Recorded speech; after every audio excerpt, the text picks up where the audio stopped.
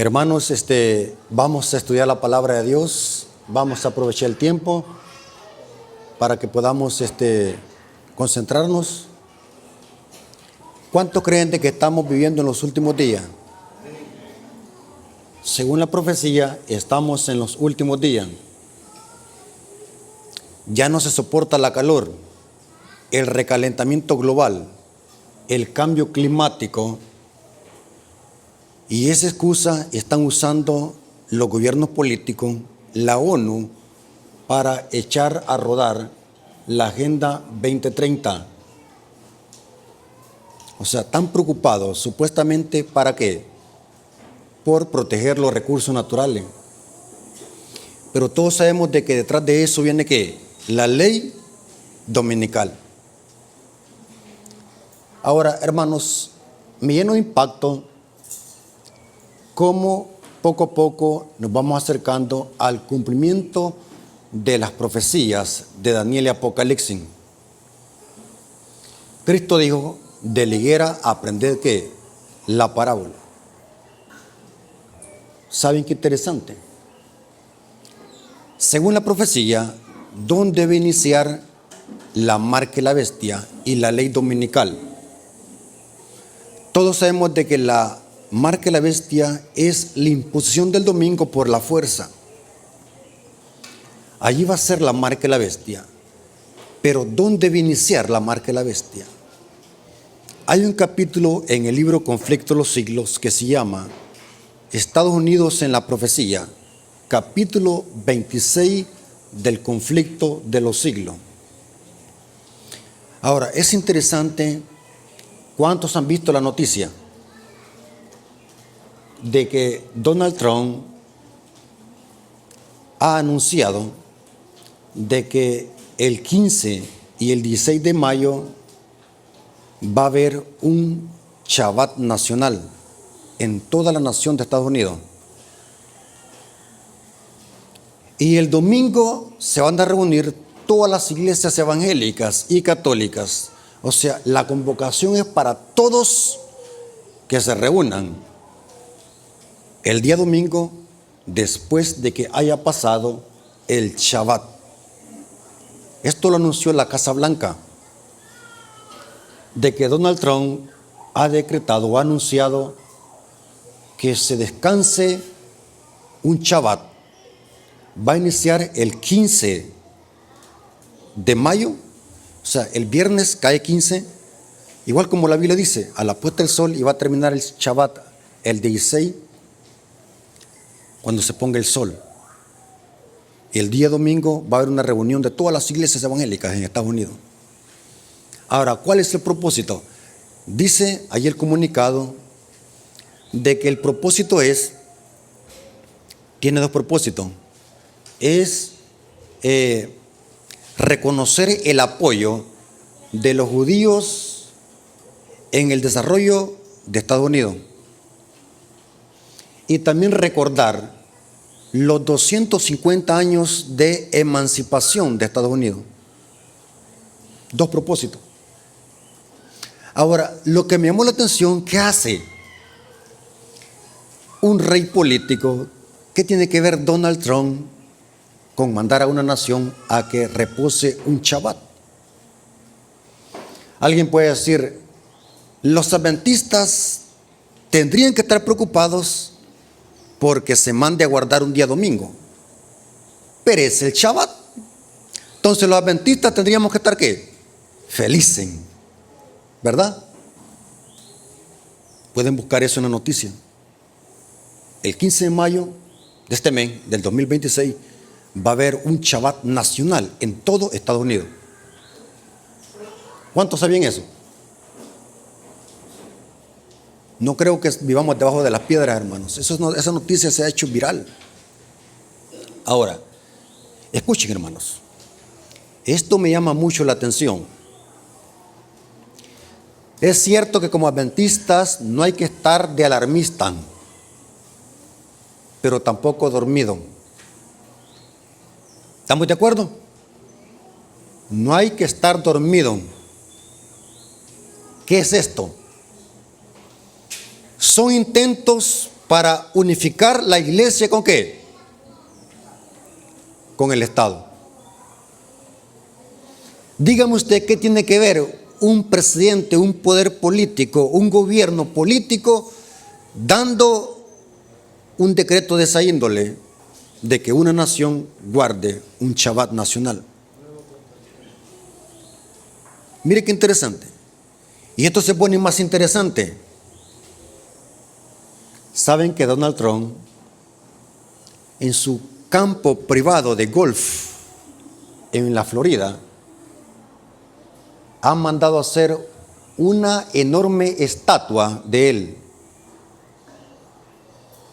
Y esta semana salió que mucha gente, más que todos los protestantes, dándole culto a esa estatua.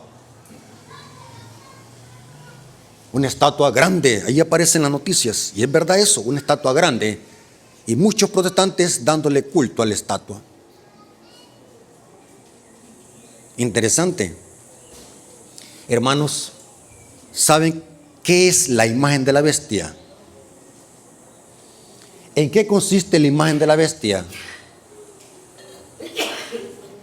Es la unión de iglesia y ¿qué? Y el Estado. ¿Y dónde se va a levantar la imagen de la bestia? En Estados Unidos. Por eso, hermanos, algunas veces me duele la cabeza ver que en nuestro pueblo hay una enorme ignorancia sobre estos temas. Hay hermanos que no leen el libro Conflicto de los Siglos. ¿Cuántos tienen el libro Conflicto de los Siglos? Levanten la mano, ¿cuántos lo tienen? Vayan a leer el capítulo 26. Lean. Dice que la imagen de la bestia es la unión de iglesia y Estado. Ahora, es interesante que en la Biblia hay un rey que mandó a hacer una imagen toda de oro, desafiando el poder de Dios. Y esta imagen, ¿para qué se mandó a levantar en el Valle de Dura? Para que le rindieran ¿qué? Adoración. ¿Qué hace un rey político dando un decreto religioso? Nabucodonosor estaba metiéndose en la primer tabla de la ley. Porque un gobierno político no se puede inmiscuir en temas de adoración. Bíblicamente, el gobierno político, el gobierno civil, ¿para qué ha sido puesto, según Pablo? ¿Para castigar qué? Al que hace lo malo. El gobierno civil ha sido puesto en esta tierra por Dios para castigar a los que cometen crímenes y quebrantan los mandamientos de la segunda tabla de la ley.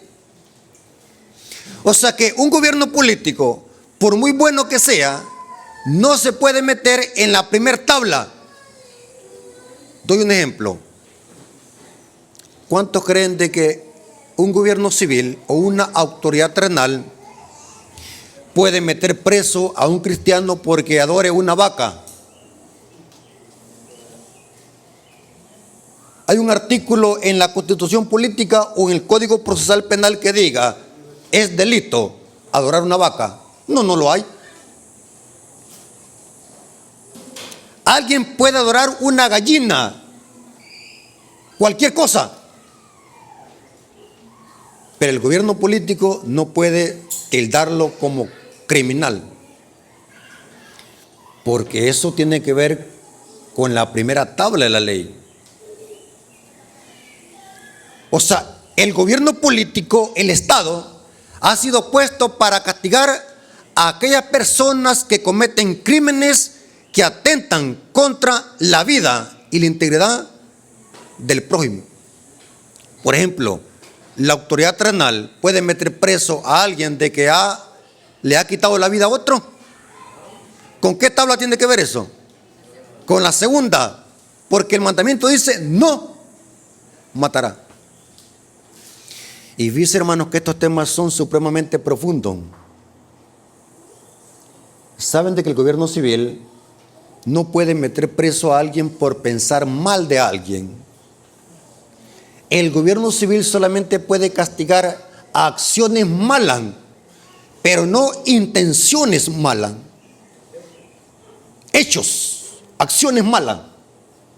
Un ejemplo, el gobierno civil puede meter preso a alguien porque pensó, solamente pensó, robarle la billetera a alguien.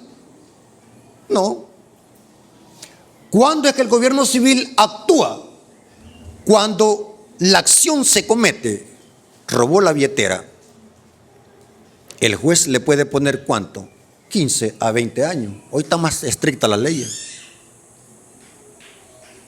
Porque el gobierno civil ha sido puesto para castigar a aquellas personas que quebrantan los mandamientos de la segunda tabla de la ley.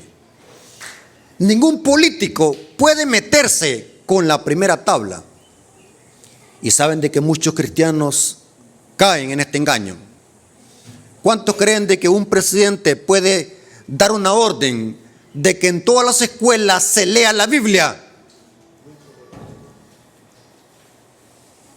¿Creen ustedes de que eso es bueno? Los ignorantes de Biblia dicen, wow, gloria a Dios, pero ese es un engaño satánico. Un poder político no puede meterse en cosas religiosas porque esa no es la esfera. Ahora, leamos lo que dice Mateo 24, versículo 15 al 18. Agarren sus Biblias, vamos a ir a grandes rasgos, porque yo sé que se están deshidratando. ¿Cuántos se deshidrataron ya? ¿Saben de que para hidratarse, cómo hay que hacer, hermano? Para hacer un suero instantáneo, ¿qué es lo que hay que hacer? Un suero. Echarle al agua unos granos de ¿qué? De sal. Mateo 24, versículo 15 al 18. Por tanto, pregunto, este mensaje, ¿Cristo lo predicó para los mundanos o para los hijos de Dios? ¿Qué dicen ustedes? ¿Aquí Cristo le está hablando a los impíos o al pueblo de Dios? Por tanto, cuando veáis en el lugar santo la abominación desoladora de que habló el profeta Daniel, el que lea, entienda. ¿Cuántos de los que están aquí están entendiendo? Levanten la mano, ¿cuántos de los que están acá están entendiendo? ¿O no están entendiendo? Un hermano me dijo, quedó claro como la horchata. No había entendido nada. Saben de que hay hermanos que vienen aquí a la iglesia y salen peor que como entraron. No entendieron nada. Por eso es que para Cristo era importante que sus discípulos comprendieran el mensaje. El que lea, entienda. Entonces, después de entender lo que era la abominación desoladora, entonces los que estén en Judea huyen a los montes, y los que estén en la azotea no desciendan para tomar algo de su casa, y el que esté en el campo no vuelva atrás para tomar ¿qué? Su capa. Ahora, ¿qué es esto de la abominación desoladora? ¿Qué significaba la abominación desoladora? Cuando los discípulos miraran esto, iba a ser el momento para escapar, pero dependía de que entendieran. El que lea, entienda. Saben de que hay hermanos que por más que se les explique con vocales, no entienden. Saben de que pueden haber varios problemas el por qué un hermano que está acá en la iglesia escuchando el tema no puede entender. Dice el Espíritu de Profecía que pueden haber varias causas. Ha comido mucho y viene empanzado. Otra causa es porque durante toda la semana trabajó como burro y viene a la iglesia aquí a dormir. Otra causa puede ser el predicador que duerme a la gente. Y la otra causa es porque quizás un demonio lo está controlando. ¿Quieren que se lo demuestre? Bueno, vámonos a la Biblia. Mateo capítulo 13, versículo 19. Conectándolo con el tema, el que lee entienda. Mateo 13, 19. ¿Lo tienen conmigo? Cuando alguno oye la palabra del reino, ¿qué estamos haciendo acá? Oyendo la palabra del reino y no le entiende, ¿qué está pasando con esa persona? Viene el malo. ¿Quién es el malo? El diablo. ¿Cuántos creen de que aquí está el diablo? Digo una vez a un hermano, y eso es verdad, sarcasmo verdadero. Si usted quiere ir a buscar al diablo, no vaya a los burdeles ni a la cantina, vaya a la iglesia, es el primero que llega. O sea, aquí está el diablo. Viene el malo, ¿para qué? Y arrebata lo que fue sembrado en su corazón. Este es el que fue sembrado junto al camino. Así que tengamos cuidado. Ahora, ¿qué es la abominación desoladora? ¿A qué se refería Cristo con esta advertencia? Porque de entender esto dependía que escaparan. Saben que la abominación desoladora era otro nombre dado a las tropas romanas que iban a sitiar a Jerusalén en el año 66 y la destrucción iba a venir en el año 70. Esa destrucción que iban a hacer los romanos en el año 70 era la abominación desoladora. Esto lo corrobora Lucas 21, 20 al 21. Noten que aquí se explica lo que iban a hacer los ejércitos romanos con sitiar y destruir a Jerusalén en el año 70. Lucas 21, versículos 20 al 21. Pero cuando vieres a Jerusalén rodeada de ejércitos, sabed entonces que su destrucción ha llegado. ¿Cuál destrucción? La que iban a hacer los ejércitos romanos. Ahora explico. Pongan atención, hermano. La historia dice, y eso lo corrobora Flavio Josefo y Tácito, dice que el sitio fue en el año 66 después de Cristo. El sitio de Jerusalén fue llevado a cabo por Sestio Galio, el general Sestio Galio. Y la destrucción fue en el año 70 por el general Tito Vespasiano. El sitio fue en el año 66 y la destrucción fue en el año 70. Dice la historia, esto lo corrobora el conflicto de los siglos, que en el año 66, cuando los romanos rodearon a Jerusalén, dice que por un milagro que no tiene explicación, las tropas romanas se retiraron. No se sabía por qué se retiraron. Elena de White dice que fue la providencia divina que hizo que de repente se retiraran en el año 66. Y dice que esa fue la advertencia, esa fue la señal para que los discípulos salieran a huir. Fue una huida en el año 66. Salieron a huir, pero dice que hubo una señal. ¿Cuál era esa señal? Dice el Espíritu de Profecía que cuando los discípulos miraron de que los romanos clavaron sus estandartes en el suelo de Jerusalén, y saben que tenían las banderas. Un estandarte es una bandera.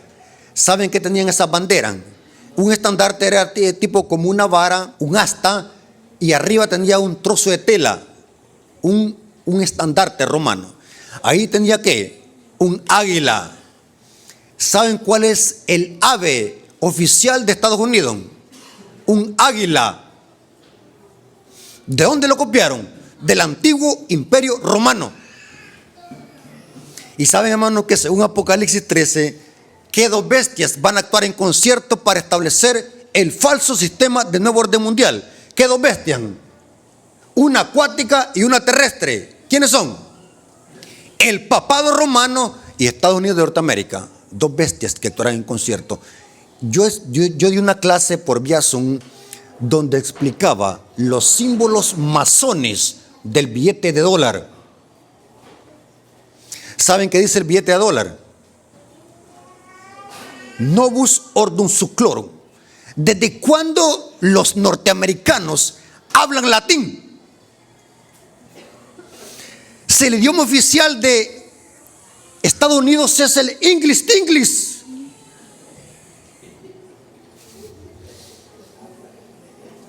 Que la lengua materna viene de Inglaterra, inglés. Los ingleses originales son Inglaterra. Pero ¿por qué vemos en el billete de dólar números romanos? Vemos un águila y vemos Novus Ordo Seclorum, en latín, nuevo orden ¿qué? Mundial. Vemos una pirámide y arriba de la pirámide tenemos un ojo. ¿Cuál ojo? El ojo ¿qué? De Horus, que proviene de las antiguas culturas egipcias. El ojo que todo lo ve. Interesante. Ahora pongan atención, hermano, a lo que voy a decir. Saben de que Mateo 24 tiene doble cumplimiento. Adventistas del séptimo día, escuchen lo que voy a decir. ¿Saben qué es lo que dice el espíritu de profecía? Que predicadores, maestros, tienen que estar predicando Mateo 24 desde los púlpitos adventistas. Ella dice, excluyen de sus discursos los temas de menor importancia y prediquen temas que decidirán el destino de las almas, dice ella. Y dice, el capítulo 24 de Mateo se me ha sido presentado repetidas veces. Mateo 24. Ahora, escuchen lo que les voy a decir. Mateo 24 tiene doble cumplimiento.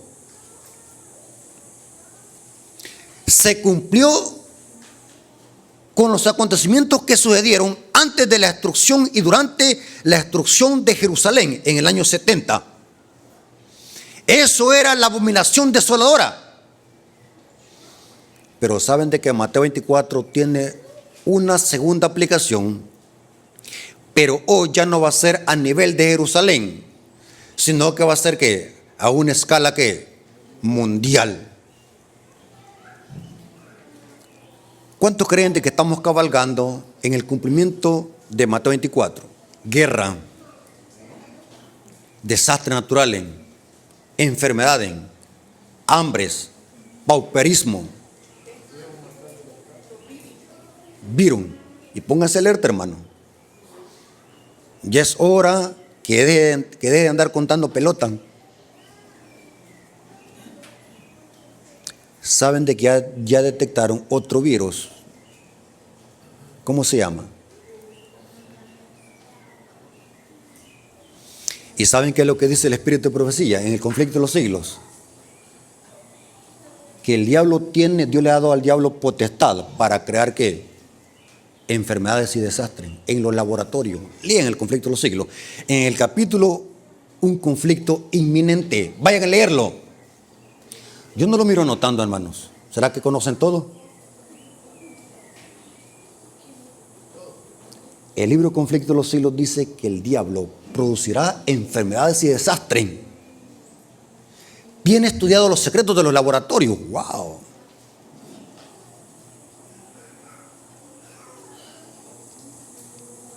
Por el momento estamos viendo solamente el piojo. Falta que veamos el elefante. Esto está poniendo crítico, hermano, y no es broma. Dice el N. de Guay, a los predicadores que enseñan esto les llamarán alarmistas. Pero no saben de que esto se va a cumplir. Y el pueblo de Dios, ¿cómo está el pueblo de Dios? ¿Verdad que estamos bien así, bien fogosos como la iglesia primitiva? ¿Verdad que estamos así con ese ahínco de ser misioneros y predicar el evangelio? ¿O cómo estamos? Estamos tan helados como que si fuésemos un témpano de hielo. Terrible, hermano. Según Mateo 24, esto se va a volver a cumplir. La abominación asoladora. ¿Dónde esperamos ver el cumplimiento secundario de Mateo 24? ¿En qué libro lo esperamos ver? ¿Dónde dice la Biblia el segundo cumplimiento de Mateo 24? ¿Tiene que ser en qué libro? El libro de Apocalipsis. ¿En qué parte? Apocalipsis 13, versículo 14 al 16. Apocalipsis 13, versículo 14 al 16. Hablando de esta segunda bestia que representa a Estados Unidos de Norteamérica. Y engaña a los moradores de la tierra con las señales que se le ha permitido hacer en presencia de la bestia, mandando. ¿Qué es esto mandando? Es un imperativo, el verbo mandar, pero conjugado en imperativo. Mandando. Pregunto, ¿será que al final de la historia, y falta muy poco, se va a dar una ley por la fuerza? ¿Qué dicen ustedes? Porque aquí no hay ninguna opción, no es opcional, porque dice mandando. Pregunto, cuando Nabucodonosor mandó a que los sátrapas, los caldeos, tocaran los instrumentos de música y al son de la música adorar la estatua que el rey había levantado, pregunto, ¿había alguna opción allí? ¿Era opcional? ¿Había libertad de culto allí? ¿Había libertad religiosa? ¿Había opcional? ¿Había una opción de decir, no, rey, yo soy adventista, yo no puedo, yo no adoro esa clase de cosas? O yo soy mormón, o yo soy testigo de Jehová. ¿Había opción allí? No. Aquel que no la adore será echado ¿qué? ¿A un horno de qué? De fuego, calentado 7 veces. Por mucho tiempo yo me puse a pensar de que si Nabucodonosor tenía algún termómetro o algún horno como los que tenemos hoy en las casas. El número 7 significa totalidad, o sea que el horno fue calentado ¿qué? Al límite. Porque los soldados que echaron a los 3 hebreos solamente con el calor y el resplandor ¿qué? Murieron. ¿Y saben qué es lo que dice el Espíritu de Profecía? Que el horno de fuego, ¿saben qué simboliza en el tiempo del fin? El tiempo de angustia por el cual pasará el pueblo de Dios. Vamos a ser perseguidos. Ese es el horno de fuego. Pero noten cómo dice, mandando a los moradores de la tierra que le hagan imagen a la bestia que tiene la herida de espada y vivió. O sea que la primera bestia, que es el papado, va a volver ¿qué? A revivir. Y se le permitió infundir aliento a la imagen de la bestia para que la imagen hablase e hiciese matar a todo aquel que no la adorase. El conflicto final, ¿por qué va a ser? ¿Por el petróleo o por la adoración? ¿Por qué va a ser, hermano? Por la adoración. Miren lo que busca el diablo. Adoración. Y hacía, ahí está otra vez el verbo hacer conjugado en imperativo. Y hacía que todos pequeños, grandes, ricos y pobres, libres y esclavos, se les pusiese una marca en la mano derecha o en la frente. O sea, va a haber un decreto de muerte. Noten todos los elementos que están implicados. Adoración, un decreto de muerte. Se levanta una imagen de la bestia. Ahora, en este conflicto final, yo les hago una pregunta, hermanos. ¿Será que habrá un remanente como hubo en el Valle Dura, que hubo 3 hebreos que se mantuvieron fieles? ¿Creen ustedes que también habrá un remanente en el tiempo del fin? ¿Cómo se les identifica a este remanente? Los que tienen que la perseverancia o el aguante de los santos, los 144,000.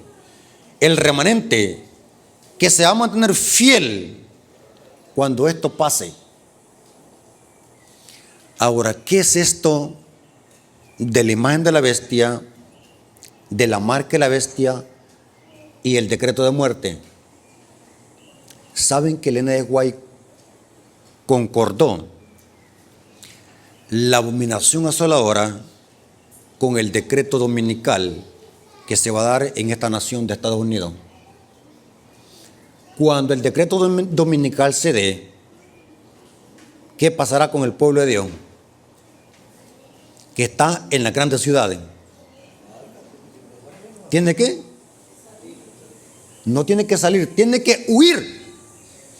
¿Saben de que Elena de White dice que hoy que estamos en tiempo de libertad religiosa, tenemos que salir de las ciudades e irnos para el campo siempre y cuando podamos? ¿Cuántos hicieron planes para irse a vivir al campo? Un hermano me dijo, ni sé cómo se siembra un grano de frijol. ¿Cómo me voy a ir para el campo si no sé ni cómo sembrar frijoles? Pero Elena de White dice que hay que hacer planes para irnos al campo, porque la vida en las ciudades se va a poner crítica, más que todo por aquellos hermanos que no tienen ningún oficio, sino solamente dependen de un salario del gobierno. Se les va a hacer crítica la vida. Eso lo dice el libro de Eventos de los Últimos Días. Pero cuando se decrete la ley dominical, va a ser la señal también para el pueblo de Dios para salir a huir, fuga. Va a haber una fuga. ¿Dónde dice eso? Eventos de los Últimos Días, página 112, párrafo 1. Noten cómo dice Eventos de los Últimos Días, página 112, párrafo 1, dice: la profecía del capítulo 13 de Apocalipsis declara que el poder representado por la bestia, de cuernos semejantes a los de un cordero, haría que la tierra y los que en ella habiten adorasen al papado, que está simbolizado en este capítulo por una bestia parecida a un leopardo. Ahora, noten la cita cómo termina. Esta profecía, ¿cuál? La de Apocalipsis 13. Esta profecía se cumplirá. Escuchen, adventistas, ¿están despiertos? Quiero ver. Voltéenme a ver. ¿Están despiertos? Esta profecía se cumplirá cuando los Estados Unidos hagan obligatoria la observancia del domingo, que Roma declara ser signo característico de su supremacía. Un hermano me decía, ¿qué tiene de malo que Donald Trump mande a chavatizar a una nación? Van a chavatizar el 15 y el 16 de mayo. Va a haber un chavat nacional. Porque lo que busca Donald Trump es, noten que ya se ganó a los protestantes, la confianza de los protestantes la tiene en la mano. Ahora abraza a los judíos. Los judíos están felices hoy, o el sábado. Los judíos están felices. Va a haber una fiesta. El domingo va a haber una fiesta. Puro engaño, pura mezcla. Miren, pura mezcla. El domingo abraza a los protestantes y al papado. Y aunque el papa no le agrada mucho, no se lleva mucho con Donald Trump, cortina de humo. ¿Cuántos supieron de la tiradera que hubo entre el Papa León XIV con Donald Trump? Una tiradera, hicieron una tiradera. Se tiraban unos con otros. El Papa León XIV no se lleva con Donald Trump. No se lleva. Cortina de humo. Pero la profecía dice que claramente, escuchen, de que esta profecía se va a cumplir cuando se haga obligatoria la observancia del domingo. En ese contexto, Elena de White, ¿saben qué es lo que dijo? Eventos de los Últimos Días, página 104, párrafo 4. Esta cita, hermanos, me puso a pensar hace mucho tiempo cuando la leí. Escuchen lo que dice. No está lejano el tiempo en que, como los primeros discípulos, seremos obligados a buscar refugio en lugares desolados y solitarios. Así como el sitio de Jerusalén por los ejércitos romanos fue la señal para que huyesen los cristianos de Judea, así la asunción de poder por parte de nuestra nación, Estados Unidos, con el decreto que imponga el día de descanso papal, será para nosotros una amonestación. Entonces será tiempo de abandonar las grandes ciudades y prepararnos para abandonar las menores en busca de lugares retraídos, en lugares apartados entre las montañas. Hermanos, ¿está preparado usted para salir a huir? Esto va a ser de repente, hermanos. Y esto, miren, llámele como usted le quiera llamar. Llámele fanatismo, alarmismo. Llámeme como usted quiera. Llámeme loco. Pero esto se va a cumplir porque la historia se repite. Y sabe, hermanos, que mucha gente, mire, es tremendo, hermanos. Es tremendo. Dígame usted, ¿a dónde quiere irse la gente a vivir hoy? ¿Cuál nación buscan? Mire, tanto país lindo que hay, mire, en el mundo, pero la gente ¿a dónde quiere irse? ¿A dónde se van los adventistas? ¿A ponerse bolo? ¿A Estados Unidos? Y no les importa vender sus casas, empeñar su ganado y quedarse en la calle porque quieren irse para acá. ¿Para dónde? Estoy hablando del pueblo de Dios. Cuando dice el Espíritu de Profecía que tenemos que salir de allí, porque la vida se va a poner crítica. Se va a poner crítica. Lean eventos de los últimos días. Lean donde dice que ahí en ese país va a llover primero fuego. ¿Cuántos han leído ustedes eso en el Espíritu de Profecía? Elena de White menciona grandes ciudades como por ejemplo ¿cuál? Oakland, Ángeles, Los Ángeles, Nueva York.